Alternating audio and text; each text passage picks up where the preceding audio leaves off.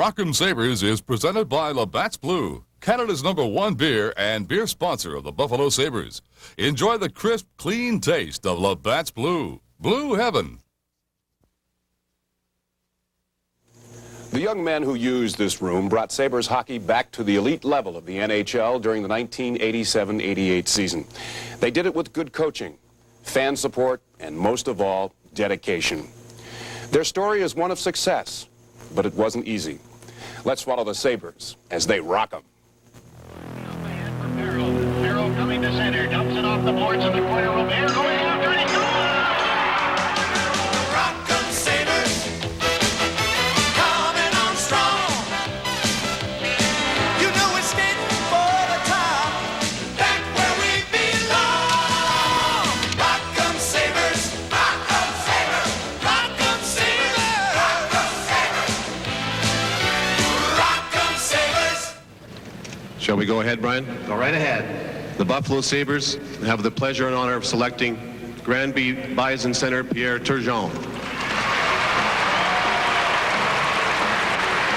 Those words spoken by Jerry Meehan in June of 1987 sparked excitement prior to the 87-88 season as they made Pierre Turgeon first choice overall.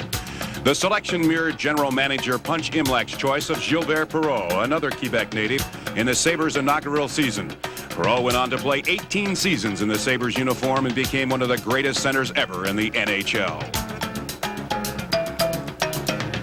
The decision to draft Pierre Turgeon was ultimately made by Jerry Meehan, who was in charge of his first NHL draft. Meehan was named general manager 7 months earlier and was vowing to turn around the league's last-place finisher the year before. Meehan's first big move prior to that was hiring head coach Ted Sater. He, along with assistant coaches Barry Smith and Don Lever, had some new ideas and goals for the coming season. The team was all ready to face the challenge of a new season after missing the playoffs 2 years in a row. Well, I think the objective was to get into the playoffs from day one, but I always thought that was a rather short-sighted goal. I mean, you can get into the playoffs and have a pretty poor season. I think we wanted to have a winning record, create some enthusiasm around the team again, and show the city of Buffalo that we were ready to take that final step forward and get ourselves back into contention for things where for 2 years we weren't. And I think that was probably the biggest thing that we did last year, was show the people of Buffalo that we were ready to come out and to give everything we had and really just try and put our best effort forward every night. Pierre Turgeon made his NHL debut at Memorial Auditorium in the home opener against Minnesota. The crowd was pounding with excitement, with the anticipation of a new era in the history of the Buffalo Sabres. Scott Arniel scored the club's first goal of the season as Buffalo went on to a 2-2 tie with the North Stars in their first point of the season. The Adams Division rivalry heated up in the first month as Ray Shepard emerged quickly as a sniper. The Canadians had won the first meeting with Buffalo at the Forum, but were treated to a 2-goal performance by Ray Shepard in a rematch at the Auditorium as Buffalo won 5-3 to even the season series at 1 game apiece. The Sabres also took 3 out of 4 points from Quebec in a home-and-home series. Tom Barrasso was in goal for both games, picking up his only win of the opening month. And Clark Gillie scored in each game to add the offensive punch for the Sabres. Hartford's first appearance in the Odd matched Whaler Sylvain Turgeon against his brother Pierre in their first NHL meeting. For Pierre, it was a night to remember. Waiting for it is Creighton, trying to get it back, taken by Smith. Here's Smith, sends it to Housley. Housley with a pass and put to Turgeon, shoots, he scores! Pierre Turgeon, his first goal in the National Hockey League. He'll work it now in front of Hartford net, back to Smith with the pass to the far side. Here's Turgeon, shoots, he scores! Pierre Turgeon! Anytime someone's drafted #1, I think there's always a certain amount of expectation put on him, not just by the fans and the media, but by the players as well. I mean, a lot was expected of him by the players, I think, and fair or unfair, that's the way it was. There's also some jealousy that goes along with the fact that, you know, he was, you know, chosen #1 overall, and other players tend to look at that and say, well, you know, he must think he's a great player. And I think those are problems that he ran into early, but once you met Pierre, you realize that his ego was not a problem. His playing skills are obviously great. It's just a case of bringing him along and having him really come into form as a player. I mean, he was a young 18 years old. He was not an experienced 18 years old, and I think that was probably his biggest problem. Goaltending became a major issue for the Sabres at the end of October. Tom Barrasso had only one victory in October and was unable to play the consistent hockey the coaches were hoping for. Despite a winning record in the opening month, Jacques Cloutier also couldn't prove he was ready to be number one. That opened the door for Darren Pupa, who started in 3 games straight, winning each one. This win over Chicago put the club above 500 for the first time in the season. Ted Sater gave Darren Pupa a rest when Buffalo faced the Oilers in Edmonton. Wayne Gretzky proved the Sabres had a long way to go in a 5-0 shutout. Pupa was back in goal the following night as Phil Housley set an NHL record. For Housley, it was his 10th goal in 15 games, beating Bobby Orr's defenseman scoring record as Buffalo went on to a 6-3 win. The team returned home following the Western swing to meet Minnesota at the Odd, with Pupa looking for his 5th win in a row. Brian Bellows was the spoiler, scoring a third-period goal to give the North Stars a 5-3 win. 2 nights later, Phil Housley scored a beautiful goal in a 5-4 win over Toronto. But Buffalo went on a skid, losing 5 of their last 6 in November with no sign of consistency. That was our biggest problem in the first half of the season. You know, we'd win a game, and then we'd lose 2 games, and we'd win another game. And you can't play competitive hockey that way. I mean, we weren't getting blown out of the building very often, but you know, as I said, being competitive and being a winner aren't the same thing. I mean, sure, we were competitive early in the season, but we weren't winning. And you know, we wanted to be a winner. We wanted to jump ahead to the forefront, and we weren't doing that at the time. The club finished November 1 game under 500 and in 3rd place in the Adams division, 1 point ahead of Quebec and 2 ahead of the Whalers. The ups and downs continued for the Sabres in December as they looked everywhere for consistency.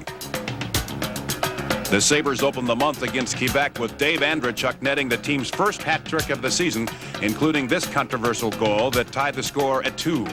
The goal stood despite the protest as Buffalo won by a 6-3 score. The team also suffered a blow that night when Mike Ramsey was lost to the club for 8 games after being suspended for a high-sticking incident in the 3rd period. The first meeting with the Bruins didn't come until December 12th. Tom Barrasso got the call at his home state and was spectacular in the Buffalo net. Adam Creighton scored his 8th and 9th goals of the season in a 3-3 tie with the Bruins, giving the team some important confidence. That confidence was ruined the next night as rookie Joe Nieuwendyk came to the Odd with the Flames. Nieuwendyk scored 4 times in a solid 7-1 thrashing of the Sabres. A home-and-home series with Montreal saw Jacques Cloutier get his first start in over a month. Cloutier was spectacular in a 2-2 tie at the Odd. Drive, oh, pad save. Cloutier, the puck sitting there. He sprawls and goes through it with 1 second to go. Unbelievable goaltending by Jacques Cloutier. Moving in with Ryan Walter. Here's Smith going in on goal. Still has it. He shoots. Cloutier, the save and the rebound. By the end of the game, Cloutier had turned away some incredible shots, and 21 hours later, Cloutier was at it again in a 2-1 win at the Forum. Left it for Naslin. Naslin winds up with the drive. Cloutier makes the save. Unbelievable. Jacques Cloutier with 15 seconds to go. Sends them away, shaking their heads again. The big weekend against the Canadiens gave the Sabres plenty of confidence when they went on to face the Bruins at the Garden 3 days later. It was a night they would not want to remember. Hartnell going right in and goal, shoots, he scores! Buffalo zone against Johansson. Neely trying to get the shot, he shoots, he scores! Cam Neely! Miller with Creighton after him. Oh, he brings it away, he scores! Miller! The Bruins went on to destroy the Sabres 9-0 as Buffalo hit a season low with Christmas 3 days away. The Sabres' next stop was the Joe Louis Arena, where Darren Pupa was the scheduled starter, but was injured in Boston, putting Barrasso in goal for Buffalo. Well, I think the game in Detroit was probably the turning point for our season. We went from a team that was struggling we'd just been humiliated in Boston the night before. I believe we lost 9-0. And we went into Detroit, and basically Ted laid it on the line. He said, you know, we expect more from certain players, and we have to get it. And if you don't get it, if we don't get it, we're going to have to make some moves. And I don't think anybody took that as being an idle threat. And we went out, we played a solid game. I mean, we beat Detroit pretty handily in the game. I mean, the game, in my opinion, was never in question. It was the fighting that was in question. And when the team can pull together as we did to defend each other, that will instill confidence in every player on the team that we're working towards a common goal, and we're working to achieve the same thing, regardless of personalities, regardless of whatever you may think of the guy sitting next to you. You're working for the same thing, and that's for the Buffalo Sabres to be a winning hockey club. Mike Ramsey was back for his second game when the Sabres met the Penguins 2 days after Christmas. He provided some strong defense, while Tom Barrasso played superb in a 2-2 tie. He also played the final 2 games of 1987, playing extremely well despite the club losing both to Quebec and Boston. Jerry Meehan completed his first trade of the season at the end of December as he sent Sabres forward Paul Cyr to the New York Rangers in exchange for left-winger Mike Donnelly. It was a message to the team that the on-ice performance had to change with the new year. That performance did indeed change when Buffalo opened up in 1988 in Toronto. The Leafs had a commanding lead, but the Sabres stormed back with a 6-4 win as Mike Foligno scored twice for Buffalo. The following night, the Sabres met the Nordiques at the Auditorium. Scott Arniel scored the game winner in a 2-1 win over the Nordiques. Tom Barrasso, in his 6th consecutive start, was proving he was the team's #1 goaltender and forced management to option Darren Pupa to Rochester the following day. The club's next stop was at the Forum in Montreal. The Canadiens had a 5-2 lead after 2 periods when Buffalo staged their amazing comeback. Coming up with it is Shepard. Shepard has it, lets the drive go. He scores! Foligno gives it to Krupp. Krupp winds up with the shot. They score! There it is, and it's still loose. Hungry. There it is. Scores! Here's Arniel. He's got Smith and Rachuk. They come in over the Montreal line. Arniel going in and goal. The drive. Oh, it's in the goal crease. Tim. Scores! And Rachuk. And Rachuk has scored. Are they waving it off? The light's on. The referee was not there. That goal will count. And the referee had just come from the far side. He was not along the goal line. Yes, it counts. Yeah, we went from a club that really had no identity. We had no team spirit. There was no direction. To suddenly we were a team that, we gained some confidence. We started playing well. We weren't intimidated to go into anyone else's building and play. We felt that no matter who we stepped on the ice with, we had a good chance to beat them. And we played confident hockey, and we played the style of hockey that we felt we needed to play. It's not pretty hockey. I mean, it's not fancy up and down, but we dig it out of the corners, we throw it to the front of the net, and we try and we stuff it in there, and we play solid defense. And that was where we made our big move. I think we were in 5th place going into that month, and we made a big move from 5th to 3rd and really put some room between ourselves and the rest of the pack. And that was the big turning point there. The Sabres ended their 40-game segment on a 3-game winning streak and were 1 game under 500. The club was in 3rd place in the Adams Division, 3 points ahead of Quebec. The Sabres carried a 6-game winning streak when they traveled to Philadelphia to take on the Flyers January 14th. Tom Barrasso had started the previous 10 games and was given a rest as Jacques Cloutier took over in goal. The Flyers were sparked by Dave Brown's 2-goal performance, including this goal as they skated to a 3-1 victory, halting Buffalo's winning streak at 6. The team continued to surprise the rest of the league as they won 10 of 15 games in January. Christian Ruutu scored 10 goals during the month and was chosen to represent the Sabres for the Wales Conference in the NHL All-Star Game in St. Louis. The crowds at Memorial Auditorium were also cheering the performance of Tom Barrasso. Barrasso became the first Sabre ever to be named the NHL's Player of the Month as he won 10 games, lost 3, and tied 2. Barrasso and Ruutu's awards were a testament to the overall performance of the Sabres as they made waves throughout the league. The Sabres continued to surprise the NHL as they won 6 of 11 games in February. Rookie Ray Shepherd had an outstanding month as he scored 8 times, including his first NHL hat trick against the Nordiques. Shepherd also became the first Sabre ever to be awarded the league's Rookie of the Month award, and by season's end, the freshman netted 38 goals and earned a spot on the NHL's All-Rookie team.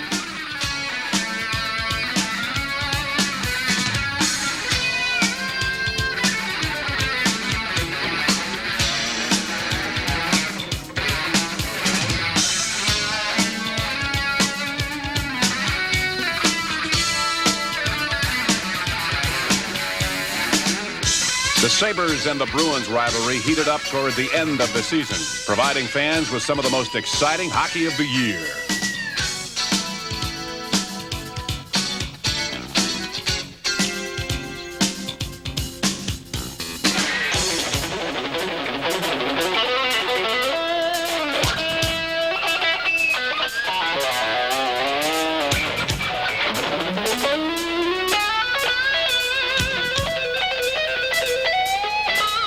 Buffalo defeated the Bruins twice in the final 3 meetings, including a shutout, as they battled for every inch of the ice.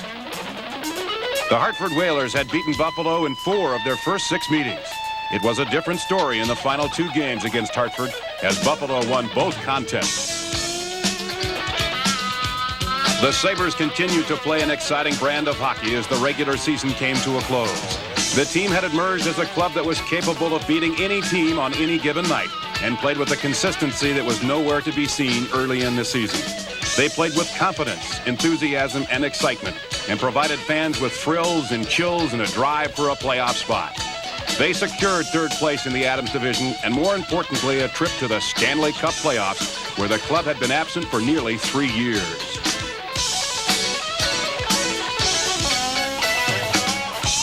Their performances were orchestrated by the coaching staff, who were led by head coach Ted Sater. They deserve plenty of credit for the club's drastic improvement of 21 points from the previous season, which vaulted the Sabres into the top third of the league.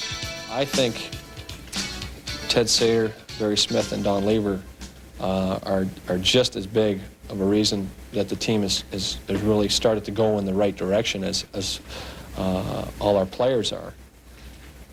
And I think we respect them enough that we have a great deal of confidence with where they're taking the team, and that's probably as important as the systems they teach us, is the fact that we believe in what we're doing.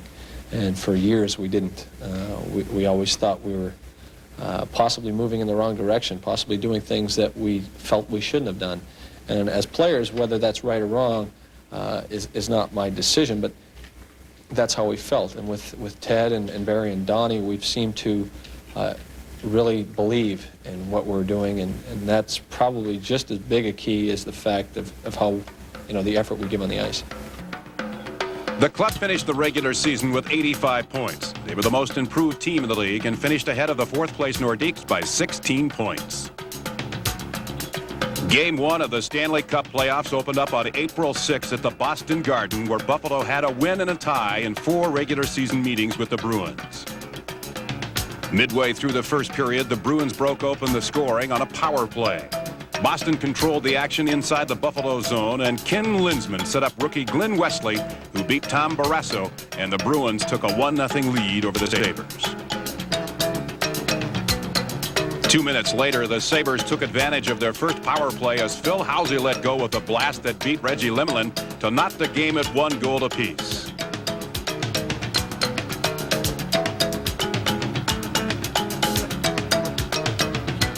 Three minutes into the second period, Keith Crowder made his way into Buffalo territory and dropped it off to Ray Bourque, who beat Barrasso on the stick side, giving the Bruins a 2-1 lead.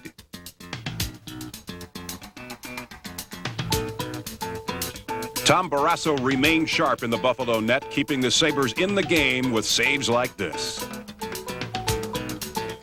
The Bruins blew the game wide open when the Sabres went on the power play midway through the second period. A costly mistake by Buffalo at their own blue line gave Steve Kasper a chance to give Boston a 2-goal lead.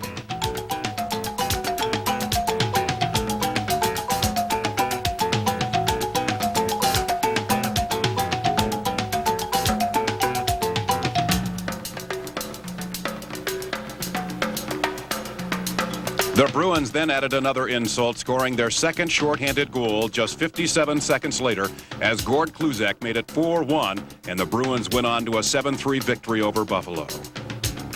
Besides the hockey, the game featured almost 150 minutes in penalties as the heated rivalry between the two clubs was even hotter in postseason play.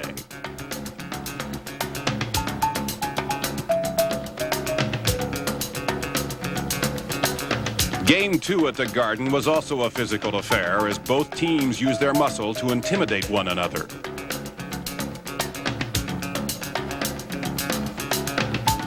Reggie Lemelin proved to be the difference as he stopped Buffalo time and time again in a 4-1 win over the Sabres as tempers continued to escalate. The series shifted back to Buffalo for Game 3 with Boston holding a 2-0 lead. Andy Moog got the start in the Boston net, while Tom Barrasso got his third consecutive playoff start for Buffalo. It was the Sabres' first playoff game in front of their home crowd in nearly 3 years, and Ted Sater and his club didn't want to disappoint the fans of Buffalo, who had patiently waited. Into this side of the net, down to Tucker, they score! Into the corner, 3 seconds left in the Buffalo power play. Here's Rutu, trying to move in on goal. Far side, the drive, he scores! Mike Foligno! Comes Tucker trying to get to it. Tucker got in there, touched it first. There's no icing. Back it comes down to the line. There's a pass right through. And the rebound, he shoots, he scores! John Tucker! Puck picked up by Johansson. Hansen jumps it ahead to Tucker. Tucker going ready to go, shooting. He's tripped up. It could be a penalty shot. And Tucker, here he comes. In on goal with the breakaway. Tucker going in, shoots, he scores! John Tucker! And the Sabres take a 4-2 lead. Tucker with the hat trick. And we're Chuck into Tucker. Tucker still with it through the bar. They score! Tucker! Here comes. We still felt as though, we could beat them. We'd had trouble beating them in Boston all year. They played with tremendous confidence in the Boston Garden. They play almost a different game than they do when they're on the road, and I think that showed in Game 3 here in Buffalo. We were able to, I think, turn things 180 degrees around the other way. I think we played with the confidence they had in Boston, and they seemed timid in Game 3 here, and home ice advantage in the playoffs is really of immeasurable use, and I think it was really evident in that series because the home ice advantage in that series meant everything. Darren Pupa started Game 3 at the odd when Tom Barrasso left the pregame warm-up with a groin injury. Both teams scored in the first and second periods, carrying a 2-2 tie into the third period. Buffalo scored 2 quick goals to open the third period to give the Sabres a 4-2 lead. But Boston fought back quickly on goals by Rick Middleton and this one by Cam Neely, who tied the score at 4 with a little over 6 minutes left in the game as the Bruins fans celebrated while the odd fell silent. The goal didn't faze the Sabres as they came right back at Boston following the faceoff. Mark Napier brought the puck into the Bruins zone and got it back to Phil Housley, who drilled one by Andy Moog to restore the Sabres' 1-goal lead just 13 seconds later to bring the fans back to their feet. The emotional roller coaster continued when the Bruins' Cam Neely scored his second goal of the game with less than a minute and a half to play to tie it at 5 and send the game into overtime.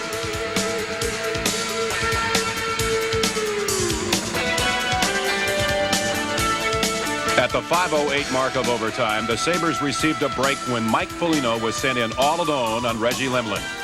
Glenn Wesley appeared to have made a terrific defensive play, but instead was called for tripping, giving the Sabres a power play and a chance to tie the series at 2 games apiece. It was here, on the ensuing faceoff, the team would turn the series around. On the draw, the puck will go to the corner. Kluzak. He's stopped. Here's Tucker behind the net with it. Tucker now is checked, but he still has control. Tucker now works it back to Housley. Housley giving it to Tucker. Here's Andrechuk in front of the net. Tucker's side of the net now to Turgeon. Turgeon slide to the back to Tucker. Back to Housley. Housley giving it to Tucker. Winds up, shooting. He scores! He scores! The Buffalo Sabres have won it in overtime. 6-5 over the Bruins. tied the series at 2 games each. And look at this crowd here. Listen to them at Memorial Auditorium. The Sabres carried their enthusiasm back to Boston for Game 5. The spirit of the team's fans were with the club as well as they prepared for the pivotal game. Everybody got confidence right now, and we got to keep going like that, and we got to be ready because they will be ready. So that's going to be a good game tonight. The team's desire to improve during the regular season paved the way for their appearance in the playoffs, and Ted Sater continued to instill confidence heading into this crucial game.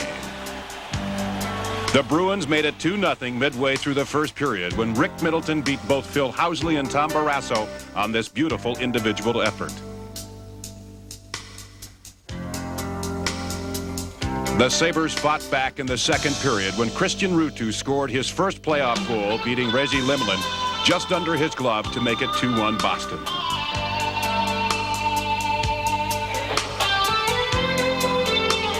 The leading scorer during the regular season, Dave Andreychuk, then let go of the slap shot to tie the score at 2. The Bruins held on to a 5-3 lead late in the third period when Ray Shepard scored to put the Sabres within 1. But it wasn't enough as the Bruins took a 3-2 lead in the series with a 5-4 victory. The battle shifted back to Buffalo for Game 6, where the Sabres hoped to even the series. The Bruins had other ideas as they went on to a 5-2 victory, winning the series 4-2 and ending the Sabres season of ups and downs. The first-round meeting between the Sabres and Bruins was considered the toughest and one of the most exciting. Despite the playoff loss, the future was as bright as ever as the team showed a winning attitude that hadn't been seen in years. I would like to see us get to the point where we were 5 years ago, my first year in the league, when we'd walk into a building and other teams were afraid to play us. That's not going to come overnight, but I think that's our long-term goal, is to get back to teams being intimidated by what the Buffalo Sabres can do, and when you achieve that, that alone will win hockey games for you. The Sabres rocked them to that bittersweet end on Memorial Auditorium ice. But even the disappointment was tinged with thoughts of a brighter future. Soon these stalls will come alive with players who promised to rock them even harder in 1988-89. The Sabres are back in the hunt for the Stanley Cup. Rock 'em Sabres, coming on strong. You know we're skating for the top, back where we belong. Rock 'em Sabres, rock 'em Sabres, rock 'em Sabres, rock 'em Sabres, rock 'em Sabres. Rock'em Sabres has been presented by Labatt's Blue, Canada's #1 beer and beer sponsor of the Buffalo Sabres. Enjoy the crisp, clean taste of Labatt's Blue. Blue Heaven.